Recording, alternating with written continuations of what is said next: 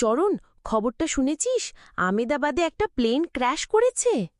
হ্যাঁ, আজ সকালেই নিউজে দেখলাম। এত ভয়ঙ্কর ব্যাপার!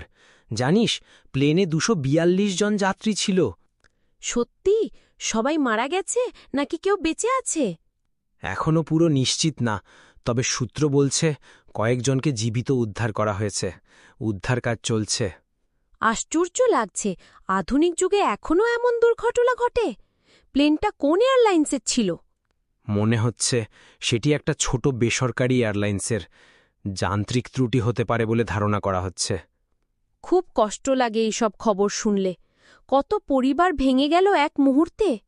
ঠিক বলছিস। আমরা তো শুধু খবর শুনি, কিন্তু যারা প্রিয়জন হারিয়েছে তাদের যন্ত্রণা কল্পনাও করতে পারি না। সত্যি, এই ধরনের ঘটনা প্রতিরোধে আরও কড়া নিরাপত্তা ব্যবস্থা দরকার।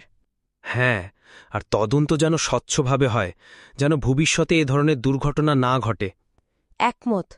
চল একটু প্রার্থনা করি সকল আহত ও নিহতদের জন্য। নিশ্চয়ই, ঈশ্বর যেন তাদের শান্তি দেন। স্বপ্ন চোখে, হাসি মুখে চড়লে এরোপ্লেনে।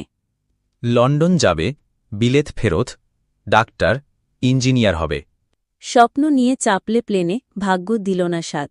2 মিনিটেই লণ্ডভণ্ড, জ্বলে পুড়ে, ধূলিসাৎ।